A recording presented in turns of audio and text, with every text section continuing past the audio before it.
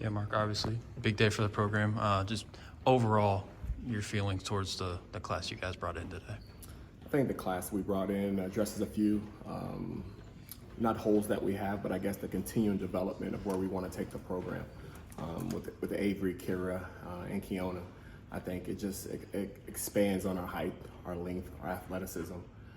It continues to bring in great kids. I think all of them are just great student athletes, come from great basketball families. And I think all three of them, will just continue to take our program to new heights. Avery, obviously a low post player, but for Kira, kind of what are the positions and the versatility that she brings where you could play her in different spots? Yeah, I think Kira is a unicorn, I guess they like to say. Her ability to play inside out, her athleticism. If you think Ariana Harris that used to play here, but a 6'4" version, but with a no knock to Ree, who was just here with a much better offensive game. I've known Ree since like 6th grade. But Kira's dynamic. The way she can handle the ball at 6'4", she runs like a deer. An elite shot blocker, can switch 1 through 5, can guard a guard, can guard a post player. The ceiling is really, really high for her. Does the expansion of the Big Ten, just the teams that you now have to compete with, did that alter the kind of player that you guys felt you need to win at all? A little bit. I think the Big Ten in every conference kind of has an it. Our conference is known for being bigger. But I think also too, if you kind of look at, where we were last year, with Caitlin, battling on the low block, who was, listed at 6'1", 6'2", and we kind of know where that goes. But she was a workhorse. But imagine if we can get kids that are 6'4" and 6'5". You think about what we have in Lana and KP, and then even Elena, and now we're bringing in 6'6" and 6'4". I think that just continues to strengthen our front court. Coach, how'd you discover Kiona out there in the Netherlands? Kiona's different. So there was a young lady named Rachel who really helped us with her, who used to be a college basketball coach, and now she runs a scouting service, who's a good friend of ours. So again, just reaching out with her. Actually started with some video, and then I actually got a chance to see her play at FIBA. And then we got a chance to see her again play in Phoenix live for the second time, and just fell in love with her game. A 3-level scorer kid. Who could put the ball on the floor, strong as an ox, and again, just another really, really good kid off the floor. Now, not only the size, but I think all four of the younger bigs that you guys will have next year, they all have a different skill set. They can all do something a little different. How valuable will that be? That's going to be fun. I think that's the fun part, because we can play any four of them in any number of combinations.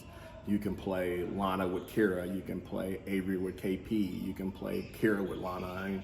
If we wanted to get crazy and go zone, we even talked about doing some other stuff. We could actually almost play 3 of them at the same time. I really believe that Kira could play on the wing by the time she graduates here. She's that skilled offensively and defensively. And if you got a 6'4" 3 with the other 2 that we can play in the post, we can be really, really good. Discuss the summer that Avery had. Every time I turned around, she was being praised for how she played. I know this is the only sport she played, but just, you saw her a lot. What strides did she make this summer, and kind of where her game's at right now? I think Avery's biggest stride this summer is just consistently getting double team and triple team. Sometimes when you're big and you kind of press, you're throwing up bad shots. I think Avery's a great passer at 6'6". She has soft hands. Anything you throw near the rim, I think you can kind of see in some of her videos, she just catches it. She keeps the ball high. She actually is a fairly athletic kid for her size. She can run, she can defend. Again, another elite shot blocker. You're talking about a kid on the post who can block shots. Then you talk about Kira on the perimeter, Kiona on the perimeter. I think Avery just continues to stretch her game. If you look at her shoot the ball, her shot's really, really pretty. Now we just got to, get her taking more of them and being comfortable with taking them. But again, I think a kid that can continue to stretch her game out on the floor, who has a really, really high upside.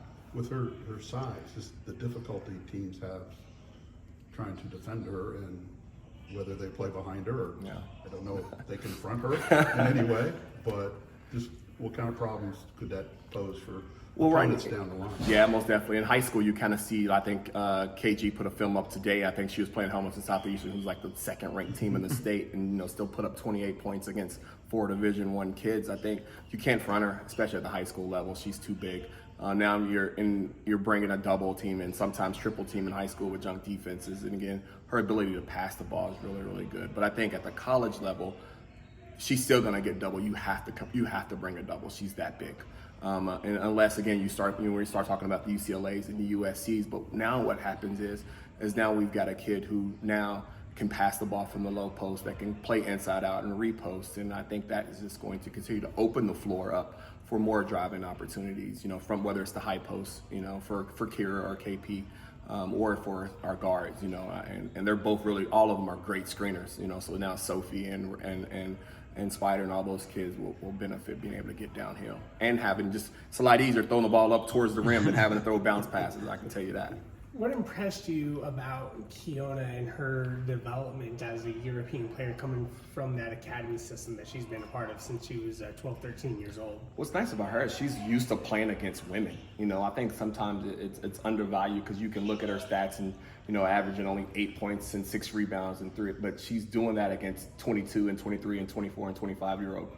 And that's when she's on the 16 and 17s. But, she did the same thing against when she played the U18s and then U20s when, so you're getting a chance to play and practice against bigger bodies, so where she might only be a freshman at our level, she's been playing junior and senior level competition, if that makes sense. And then also academically, she's going to come in, probably with 40 or 50 college credits. The institution, she wants to major in pre-law. So, her basketball IQ is extremely off the charts. And I think that's what's going to help her, because even though she's going to be new to us, that's all she does too. She plays one sport. So it's not only just basketball all day, 24/7. She loves to watch film. I don't know if you guys had a chance to see her on her official visit. She's ripped. So physically, she's going to come in and be ready to play day one.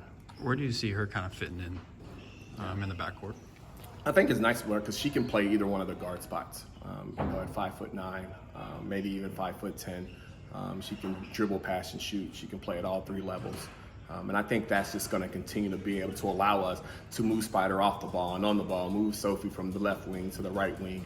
And I think, even with, still talking about Amaya, who again, she's an Amaya type kid who can play all 3 guard spots, who's just going to continue to allow us versatility. Is this kind of what you're hoping for with this recruiting class and the team that you have right now? Just a lot of different pieces that you can kind of plug in, mix, and really blend together, essentially. Yeah, our goal is to continue to get bigger, faster, and stronger. And I think that's what we've done in Katie's 3rd recruiting class here.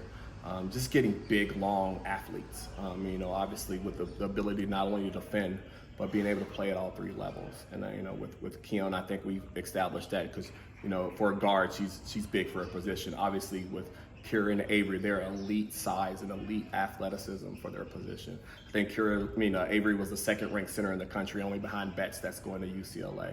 And then I think Kira's the same way. Because you can't call her a 4, can't call her a 5. But you can call her a really, really good basketball player. You work with KP and Lana. Mm-hmm. What's the lesson they should take out of the Notre Dame game that they can use the rest of the year? I think the biggest thing is just understanding placement, understanding the reason why we've got male practice players. Because I think outside of maybe UCLA, USC, and South Carolina, they're gonna be the biggest post on the floor. But what I loved about that game is that they didn't back down as freshmen. They competed every possession, they competed every series, and I think that's only going to continue to broaden their horizon, I guess, or shorten their learning curve. Because with them on the block, you saw they got position. Now they just got to finish. I think Lana got her shot blocked just once, but she had 3 great looks, had great offensive rebound for putbacks. So I think if they can continue to piece together those kind of possessions, they're going to be really good. Thanks, Coach.